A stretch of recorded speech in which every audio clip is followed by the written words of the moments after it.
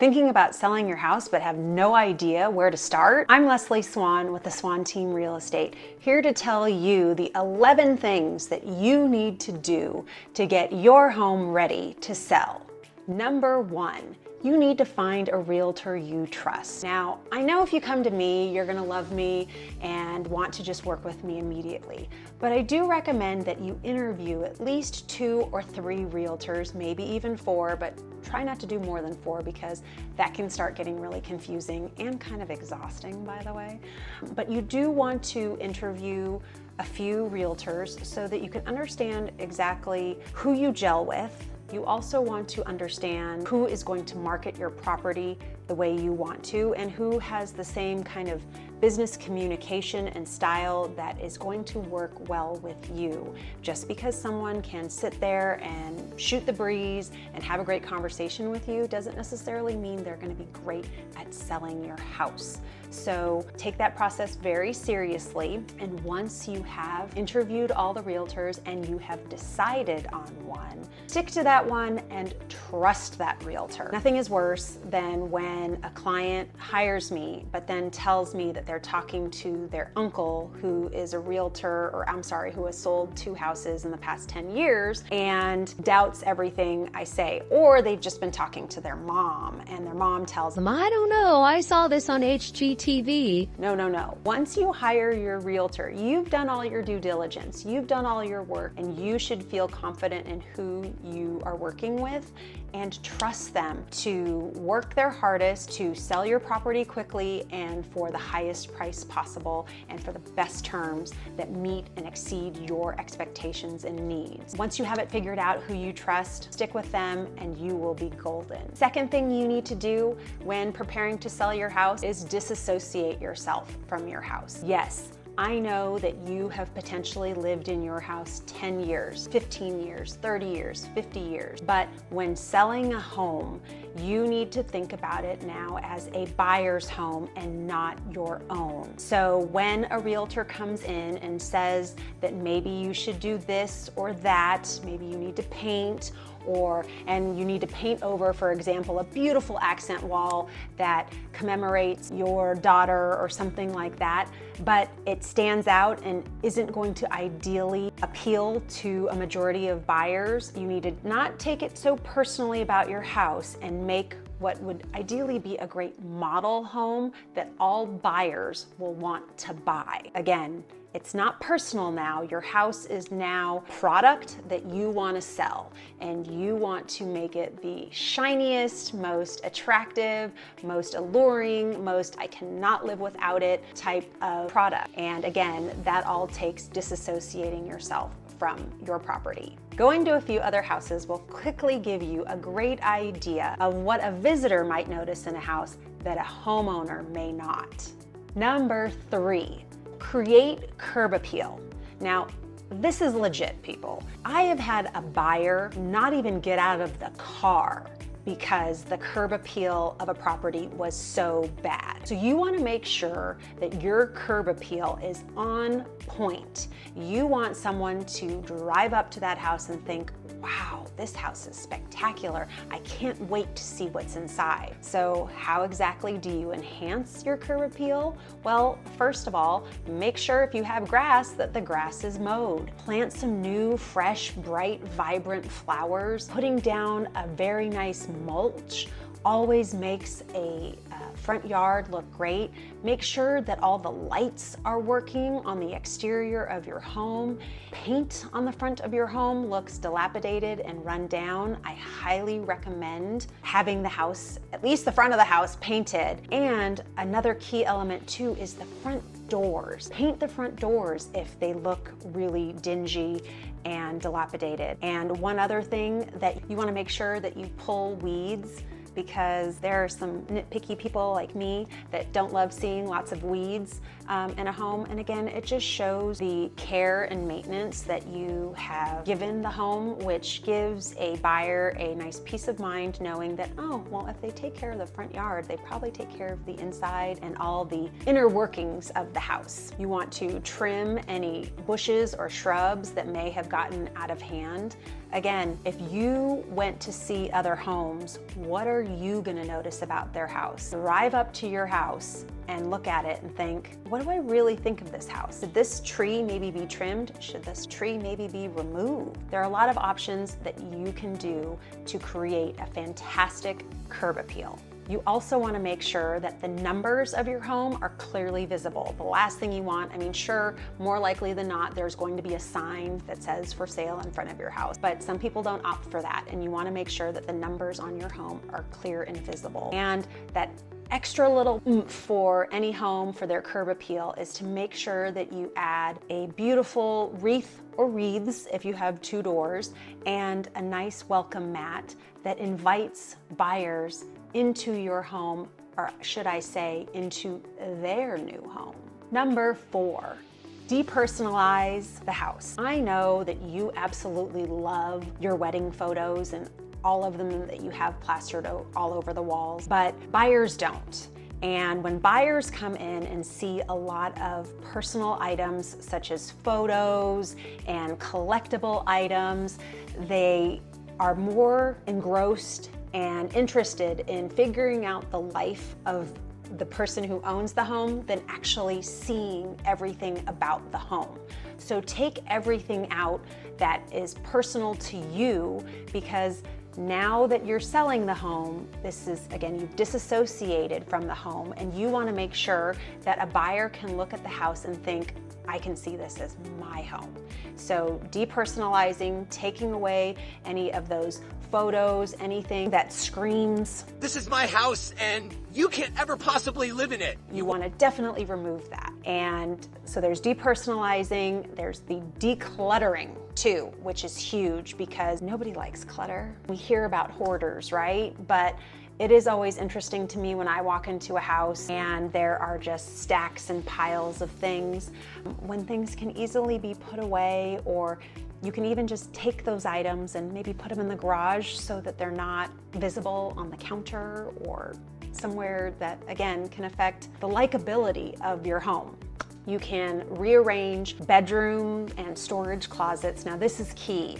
If you do this, you can actually make a closet look bigger. So think about it. When you go into a bedroom and you open a closet and you see everything just jam-packed and it looks like nothing else can fit in the closet, you think, ooh, obviously they don't have a lot of storage space here, or they don't have a lot of closet space. However, when you walk into one of those fabulous closets that has evenly spaced items, maybe there's at least an inch in between each hanger, you have shoe boxes and purses that are all displayed, look beautiful, then oh wow, suddenly the closet becomes a selling point of the house instead of a, oh gosh, this house doesn't have a lot of storage. So there are easy things that you can do to, again, depersonalize and declutter so that the house is more attractive to potential buyers. As part of the depersonalize and declutter,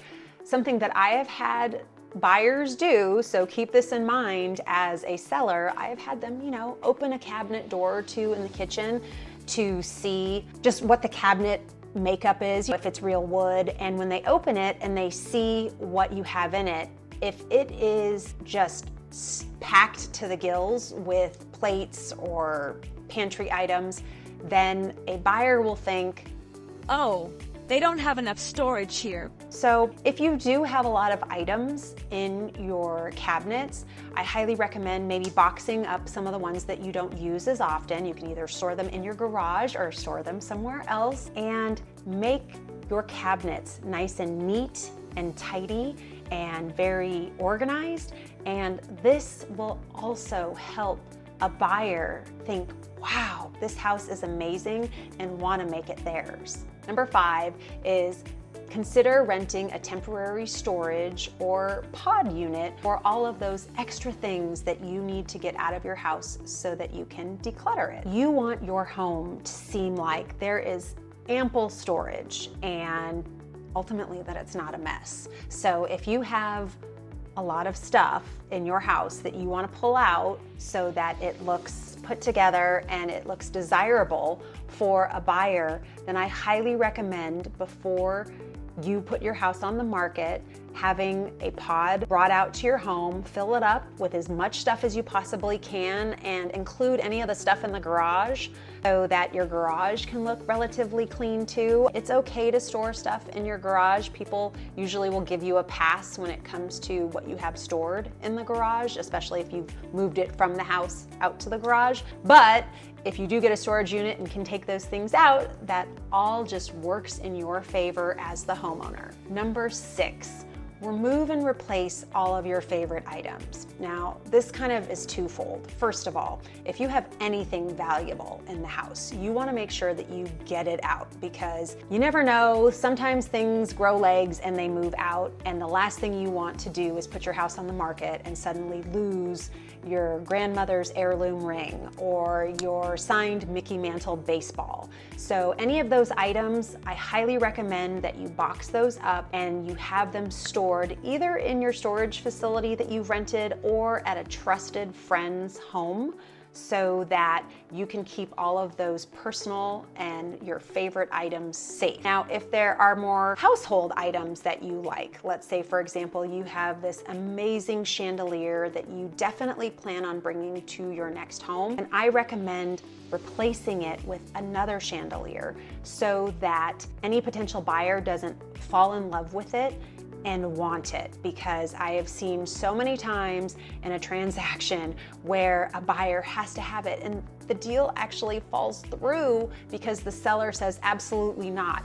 And we're talking even when the seller said it was not included in the sale, but still there was the disagreement and negotiations just went sideways. So if there are items that you don't want as part of the sale, then you need to get them out of the house immediately, and you can either store it in the storage unit or store it at a friend's house, or if perhaps you already have your new property available, you can put it there. But again, remove and replace those favorite items, those items that are irreplaceable, because once they're gone, and you want to make sure that this transaction is as smooth as possible, and we don't want any of your favorite items that aren't part of the sale of the house to be part of the sale of the house, because they're not, right? Number 7, paint walls a neutral contemporary color. Let me say that again. Paint your walls a neutral contemporary color. This is so important in the sale of a property. This goes for interior walls and exterior walls. And I'm telling you that when it comes for bang for your buck, paint is one of the best things that you can do. The freshness that paint does to any room, to any wall, to any baseboard is unstoppable, unbeatable, and people appreciate it. People appreciate seeing a freshly painted wall that has a nice contemporary color. Yes, maybe dark sage green was in 1995, but it's not in anymore, although I think it is maybe coming back. So maybe red walls were really in and you absolutely loved that accent wall. They're not so in anymore. And so you want to make sure that everything throughout your house is a very neutral, contemporary color. Go in the gray, beige, grayish color wheel and color family. You can't go wrong.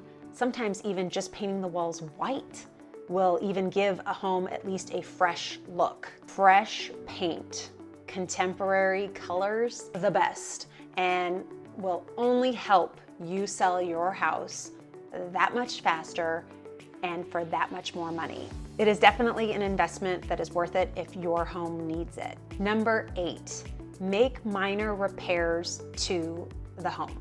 This is really important, and I will say that the Swan team does actually provide handyman service for minor repairs to be made. Little things like outlet covers that are broken, or light switches that don't work, or light bulbs that are burnt out, frames that need to be hung properly, patching holes in the wall, fixing leaky faucets, replacing cracked floor or counter tiles, fixing doors that don't close properly or open properly is huge. What is always so funny about homes is that Most of us pull in to your driveway, perhaps even pull into your garage, and you go in through the door from your garage into your house, your garage door.